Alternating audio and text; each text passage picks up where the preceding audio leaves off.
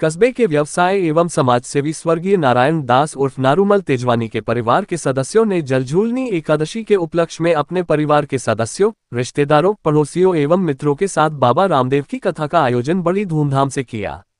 इससे पूर्व कथा का वाचन वर्षों से मुख्य कथावाचक स्वयं नारूमल जी तेजवानी के द्वारा किया जाता था, लेकिन 2 वर्ष पूर्व उनका स्वर्गवास होने से परिवार के सदस्यों ने अब इस जिम्मेदारी को लेते हुए कथा प्रारंभ की है। स्वर्गीय नारूमल जी के स्वर्ग सिधारने के बाद सभी सदस्य एवं श्रोतागण स्वर्गीय नारूमल जी तेजवानी की कमी को महसूस कर रहे थे और उन्हें लगा कि अब वो कथा कहाँ सुनेंगे, लेकिन पिता के साथ दशकों पूर्व प्रारंभ की गई इस कथा को सुनते हुए पुत्रों में भी आत्मविश्वास का भाव जगा और फिर उन्होंने परिवार की परंपरा का निर्वहन करते हुए पुत्र रमेश चंद्र, मोहनदास एवं राजेश तेजवानी ने पूरी आस्था एवं भक्ति भाव के साथ अपने संबंधियों के समक्ष यह आयोजन पूर्ण किया। कथा का वाचन मोहनदास तेजवानी के द्वारा किया गया। कथा वाचन के साथ रेन गेट स्थित बाबा रामदेव जी के मंदिर में भोग प्रसाद लगाना, भजन, गीत, नृत्य आदि का आचरण करते हुए कार्यक्रम को सुचारू रूप से संचालित किया गया। ज्ञात रहे कि मनोकामना पूर्ण बाबा रामदेव के इस कथा आयोजन में कई भक्त अपने मन की आशा को पूर्ण करने के लिए आस्था के साथ उपस्थित होते हैं एवं मनोकामना पूर्ण होने के बाद व्यक्तिगत रूप से एक बार फिर बाबा के दरबार में अपनी उपस्थिति दर्ज करते हैं। प्रत्येक वर्ष तेजवानी परिवार द्वारा इस आयोजन को पूरी श्रद्धा के साथ आयोजित किया जाता है।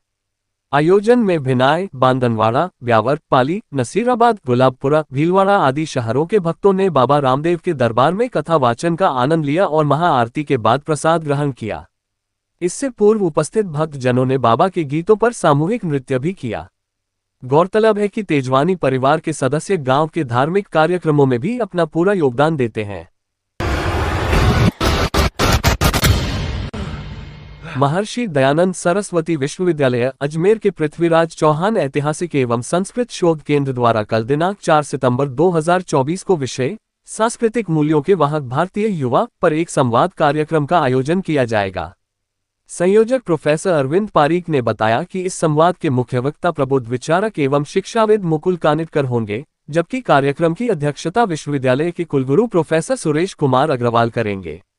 इस संवाद का उद्देश्य युवाओं को ये प्रेरणा देना है कि वे अपनी भारतीय परंपराओं, संस्कारों और मूल्यों को समझें, अपनाएं और आधुनिक जीवन में भी उन्हें संजोए रखें।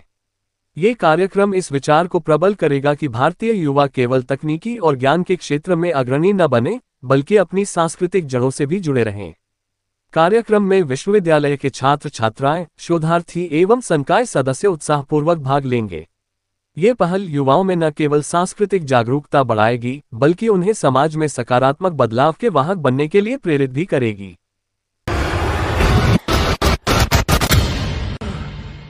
सर्वोच्च न्यायालय ने संदेह से परे के सिद्धांत का ढीला ढाला इस्तेमाल करके बरी करने के खिलाफ चेतावनी दी। न्यायालय ने इस बात पर जोर दिया कि साक्ष्य में मामूली विरोधाभासों को बरी करने के लिए संदेह के स्तर तक नहीं बढ़ाया जा सकता।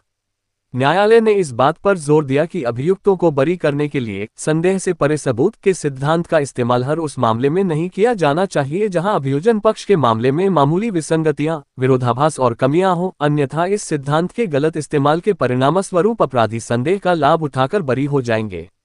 इसने माना कि पीड़िता की उम्र 12 से 15 साल के बीच रखने में कोई अंतर पीओसीएसओ के तहत मायने नहीं रखता, क्योंकि पीओसीएसओ के तहत केवल ये साबित करना जरूरी है कि वह 18 साल से कम उम्र की है। तारीख और समय याद करने में मामूली चूक चिकित्सा साक्ष्य द्वारा समर्थित सुसंगत गवाही को बदनाम नहीं कर सकती। अदालत ने उच्च न्यायालय द्वारा गर्भावस्था और गर्भपात के रिकॉर्ड को खारिज करने को बेतुका करार दिया और कहा कि कई चिकित्सा और कानूनी दस्तावेज दोनों को साबित करते हैं। दोषपूर्ण आरोप के संबंध में अदालत ने सीआरपीसी की धारा 464 और 215 के तहत फैसला सुनाया कि कोई पूर्वाग्रह पैदा नहीं हुआ था।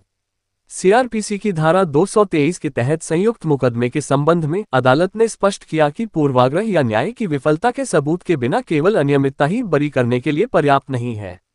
न्यायमूर्ति शर्मा द्वारा लिखे गए फैसले ने इस सिद्धांत की पुष्टि की कि उचित संदेह गंभीर, तर्कसंगत और साक्ष्य पर आधारित होना चाहिए, न कि तुच्छ विरोधाभासों पर। फैसले ने इस बात पर जोर दिया कि मानक के दुरुपयोग से दोषी व्यक्ति जवाबदेही से बच सकते हैं, जिससे न्याय में समाज का विश्वास कम होता है।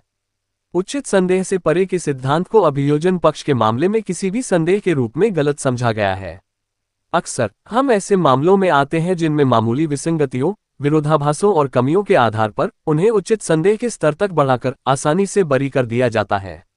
उचित संदेह वह होता है जो अभियोजन पक्ष के बयान को असंभाव्य बना देता है और न्यायालय को तथ्यों के एक वैकल्पिक संस्करण के अस्तित्व और संभावना पर विश्वास करने के लिए प्रेरित करता है।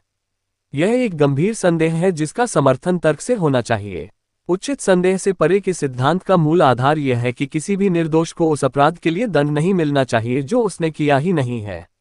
लेकिन इसका एक दूसरा पहलू, जिसके बारे में हम जानते हैं, यह है कि कई बार इस सिद्धांत के गलत प्रयोग के कारण वास्तविक अपराधी कानून के शिकंजे से छूटने में कामयाब हो जाते हैं। इस सिद्धांत का ऐसा गलत प्रयोग, जिसके परिणामस्वरूप अपराधी संदेह का लाभ उठाकर छूट जाते हैं, समाज के लिए उतना ही खतरनाक है। किसी वास्तविक अपराधी को बरी किए जाने का हर उदाहरण इस भावना के विरुद्ध विद्रोह करता है, समाज की सुरक्षा के लिए खतरा है और आपराधिक न्याय व्यवस्था पर कलंक है। इसलिए न केवल किसी निर्दोष को उस अपराध के लिए सजा नहीं मिलनी चाहिए जो उसने किया ही नहीं, बल्कि किसी भी अपराधी को अनुचित संदेह के आधार पर बरी नहीं किया जाना चाहिए। प्रक्रिया का गलत इस्तेमाल, अदालत ने टिप्पणी की। परिणामस्वरूप अदालत ने अपील स्वीकार कर ली और प्रतिवादी संख्या 1 और 2 को शेष सजा भुगतने के लिए आज से 2 सप्ताह के भीतर निचली अदालत के समक्ष आत्मसमर्पण करने का निर्देश दिया।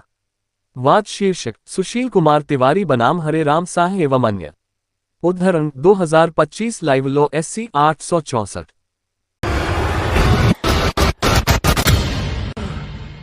कस्बे सहित आसपास के गांवों में बुधवार को जल झूलनी एकादशी का पर्व हर्षोल्लास के साथ मनाया गया। इस अवसर पर कस्बे के विभिन्न मंदिरों से सायंकाल भजन कीर्तन करते हुए रिवाड़ियां निकाली गई। सभी रिवाड़ियों को महावीर बाजार में एकत्रीकरण किया गया, जहां से श्री सनातन धर्म मंडल के तत्वावधान में बैंड बाजों के साथ सामूहिक भजन कीर्तन करते हुए सभी रिवाड़ियां मोती चौक बस स्टैंड होते हुए विजयनगर रोड स्थित शिवसागर तालाब पर पहुंची, जहां पर भगवान का जलविहार के बाद महाआरती की गई। प्रसाद वितरण के बाद सभी रिवाड़ियां पुनः अपने अपने मंदिरों की तरफ रवाना हुई। इस दौरान लोगों ने रिवाड़ियों के नीचे से निकलकर भगवान का आशीर्वाद प्राप्त किया। लोगों ने एकादशी का व्रत उपवास कर धर्म ध्यान किया। रेवाड़ी के पुनः सभी मंदिरों में पहुंचने पर ठाकुर जी की आरती कर प्रसाद वितरण किया गया। रेवाड़ियों का दर्शन करने लोगों का हुजूम उमड़ पड़ा। शिव सागर तालाब की पाल पर लोग टूटे पैड व क्षतिग्रस्त पाल पर चढ़कर जान जोखिम में डालने से भी नहीं चुके।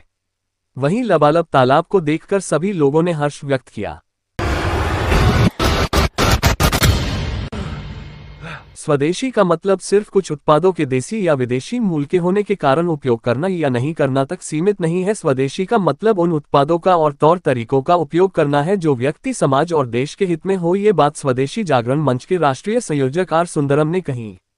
दयानंद महाविद्यालय में आर्थिक समूह के कार्यकर्ताओं की बैठक लेते हुए सुंदरम ने कहा कि स्वदेशी जरूरत के आधार पर चलने वाली जीवन शैली को प्रेरित करता है और उपभोगवाद पर आधारित जीवन शैली को न करता है। अपने संबोधन में उन्होंने कहा कि स्वदेशी बाहरी देशों के खिलाफ जंग नहीं, बंद अर्थव्यवस्था बनने का मिशन नहीं, जरूर आधारित स्वदेश अनुराग है। स्वदेशी जागरण मंच के राष्ट्रीय संगठक कश्मीरी लाल ने बताया कि वर्तमान समय अमेरिकी टैरिफ की आपदा नहीं है, ये भारतवासियों के लिए एक अवसर है जिसमें वह अपनी अर्थव्यवस्था में स्वदेशी को अपनाकर भारत को विश्व की सबसे बड़ी आर्थिक अर्थव्यवस्था बन सकता है। वैश्विक अर्थव्यवस्था में भारत का बाजार एक महत्वपूर्ण भूमिका निभाता है।